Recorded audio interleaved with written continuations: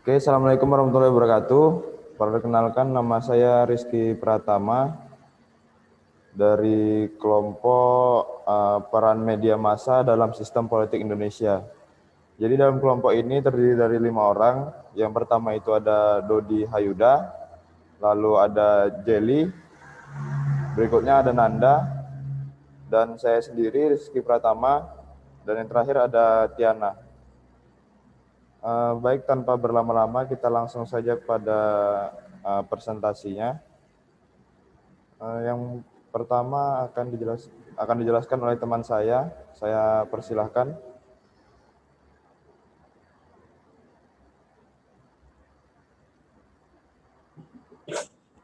Baik, terima kasih. Saya akan menjelaskan mengenai media massa. Media massa pada dasarnya adalah segala sesuatu yang merupakan saluran dengan mana seseorang mengatakan gagasan, isi jiwa atau kesadarannya. Atau dengan kata lain, media massa adalah data untuk mewujudkan gagasan massa. Media massa merupakan unsur pokok dalam proses komunikasi. Media massa menjadi perantaraan komunikator untuk menyampaikan pesan kepada komunikasi. Media massa pada dasarnya adalah segala sesuatu yang merupakan saluran dengan mana seseorang mengatakan gagasan, isi jiwa atau kesadarannya. Atau dengan kata lain, media massa adalah alat untuk mewujudkan gagasan manusia. Media massa merupakan salah satu alat yang dimanfaatkan oleh masyarakat untuk memperoleh sejumlah informasi. Media massa itu sendiri terdiri dari berbagai jenis, yaitu media cetak seperti surat kabar, majalah, tabloid, dan media yang melalui proses pencetakan yang lainnya, dan media elektronik seperti televisi, radio, dan internet. Sebagaimana diketahui, salah satu media massa yang syarat dengan informasi dan press. Press merupakan cermin fungsi sebagai sarana pemberitaan. Isi press yang utama adalah berita, dan berita adalah bagian dari realitas sosial yang dimuat media karena memiliki nilai yang layak untuk disebarkan kepada masyarakat. Terima kasih. Selanjutnya akan dilanjutkan oleh teman saya. Baiklah, selanjutnya itu sistem politik Indonesia, yang berarti kegiatan dalam rangka mengurus kepentingan masyarakat, sehingga politik merupakan alokasi nilai-nilai yang bersifat otoritatif yang dipengaruhi oleh distribusi serta penggunaan kekuasaan. Nah, di sini ada pun sendi-sendi pokok dari sistem politik demokrasi di Indonesia sebagai berikut. Yang pertama itu ada ide kedaulatan rakyat, bahwa yang berdaulatan di negara demokrasi adalah rakyat. Ini menjadi gagasan pokok dari demokrasi yang tercermin pada pasal 1 ayat 2 Undang-Undang 1945 yang berbunyi kedaulatan di tangan rakyat dan dilakukan menurut ketentuan Undang-Undang Dasar. Yang kedua itu negara berdasarkan atas hukum. Negara demokrasi juga negara hukum. Negara hukum Indonesia menganut hukum dalam arti material luas. Untuk mencapai tujuan nasional ini tercermin dalam pasal 1 ayat 3 Undang-Undang 1945 yang berbunyi, negara Indonesia adalah negara hukum. Selanjutnya itu berbentuk republik. Negara dibentuk untuk memperjuangkan realisasi kepentingan umum, republika. Negara Indonesia berbentuk republik yang memperjuangkan kepentingan umum, tercermin pada pasal 1 ayat 1 Undang-Undang 1945 yang berbunyi, negara Indonesia ialah negara kesatuan yang berbentuk republik. Selanjutnya, pemerintahan berdasarkan konstitusi.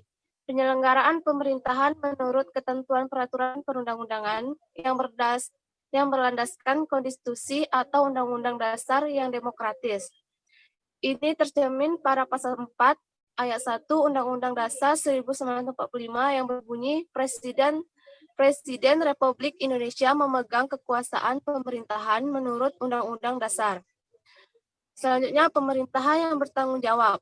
Pemerintahan selaku penyelenggaraan negara bertanggung jawab atas segala tindakannya berdasarkan demokrasi Pancasila. Pemerintahan ke bawah bertanggung jawab kepada rakyat, dan ke atas bertanggung jawab kepada Tuhan Yang Maha Esa. Selanjutnya, sistem perwakilan.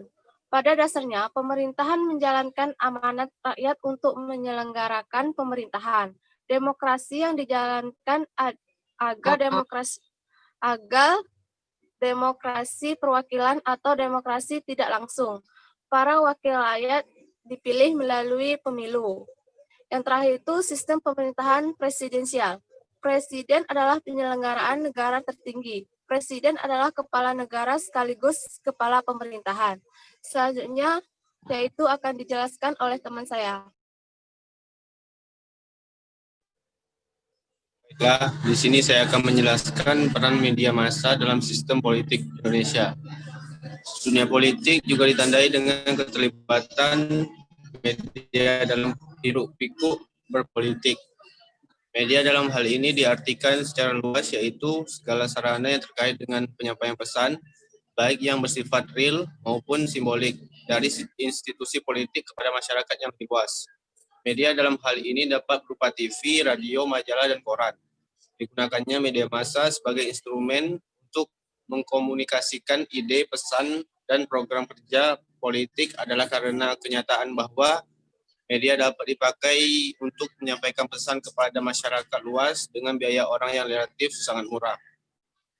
Keefektifan media massa dalam menyampaikan pesan politik telah menjadikan sebagai ajang baru pertempuran politik. Konsekuensi logisnya, dunia politik tidak dapat dipisahkan dari media massa. Persaingan pun muncul untuk mencapaikan aliansi dengan suatu media massa guna menjamin lancarnya pesan politik yang ingin disampaikan.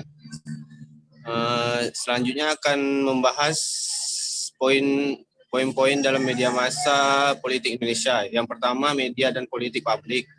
Dengan kemampuannya untuk menjangkau massa dalam jumlah yang cukup besar, informasi dari media massa akan dapat menembus populasi yang besar pula.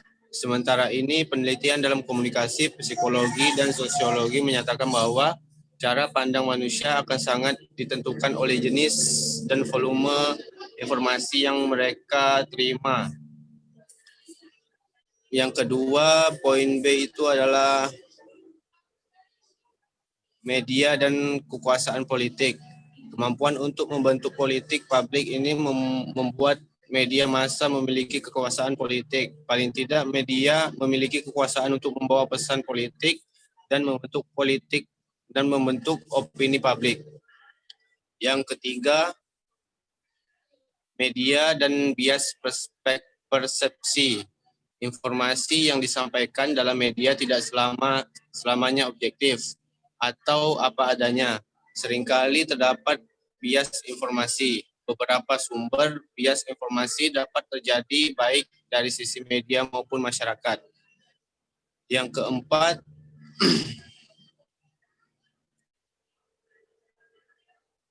media dan komunikasi politik. Arti penting media massa dalam menyampaikan pesan politik kepada masyarakat menetapkannya sebagai sesuatu yang penting dalam interaksi politik. Partai politik membutuhkan media yang memfasilitasi komunikasi politik. Dengan kemampuannya dalam menyebarkan informasi secara luas, membuat pesan politik disalurkan melalui media massa. Yang terakhir, ada media sebagai medan pertempuran.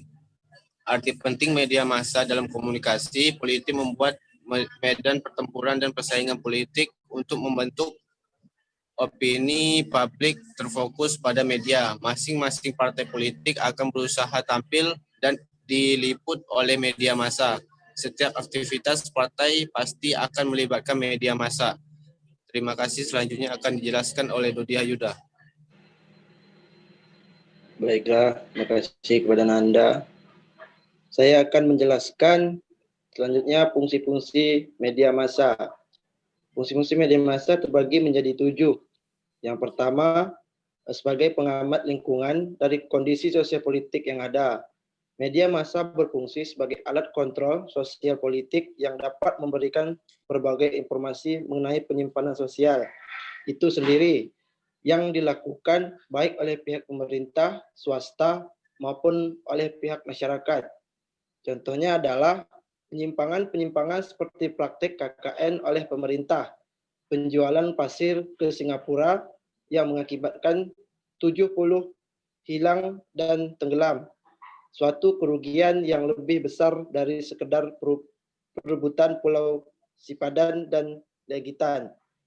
Terus yang kedua, sebagai pembentuk agenda yang penting dalam isi pemberitahuannya, pembentukan opini dengan cara pembentukan agenda atau pengkondisian politik sehingga masyarakat terpengaruh untuk mengikuti dan mendukung rencana-rencana pemerintah.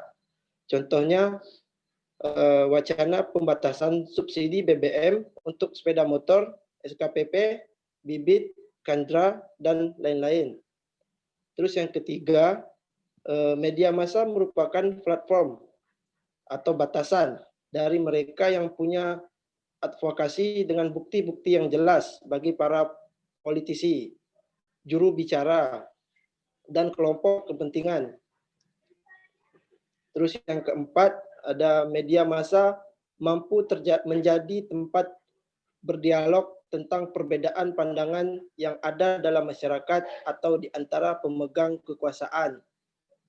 Media massa sebagai sarana untuk menampung berbagai pendapat, pandangan, dan paradigma dari masyarakat yang ingin ikut andil dalam pembangun sistem politik yang lebih baik. Yang kelima, media massa merupakan bagian dari mekanisme penguasa untuk mempertahankan kedudukannya melalui keterangan-keterangan yang diungkapkan dalam media massa. Hal ini kerap terjadi pada masa Orba, ketika masa Presiden Soeharto berkuasa yang selalu menyampaikan keberhasilan-keberhasilannya dengan maksud agar masyarakat mengetahui bahwa pemerintah tersebut harus dipertahankan apabila ingin mengalami kemajuan yang berkesinambungan. Terus yang keenam, media massa bisa merupakan insentif untuk publik tentang bagaimana belajar, memilih, dan menjadi terlibat daripada ikut campur dalam proses politik. Ikut sertaan masyarakat dalam menentukan kebijakan politik bisa disampaikan melalui media massa dengan partisipasi dalam paling jajak pendapat dan dialog interaktif. Terus yang ketujuh, media massa bisa menjadi penantang untuk terhadap semua upaya dari kekuatan-kekuatan yang datang dari luar media massa dan menyusup ke dalam kebebasannya. Fakta-fakta kebenaran yang diungkapkan oleh media massa dapat menyadarkan masyarakat tentang adanya kekuatan-kekuatan merupakan terorisme atau pramanisme maupun intimidasi dari pihak-pihak tertentu yang mencoba mengkaburkan suatu permasalahan. Selanjutnya, saya serahkan kepada moderator. Oke, mungkin sampai di sini saja presentasi kami. Saya harap yang menyaksikan dapat mengerti apa yang kami sampaikan. Terkurang dan salah saya mohon maaf karena kami juga cuma manusia biasa. Wabillahi taufiq wal hidayah. Wassalamualaikum warahmatullahi wabarakatuh.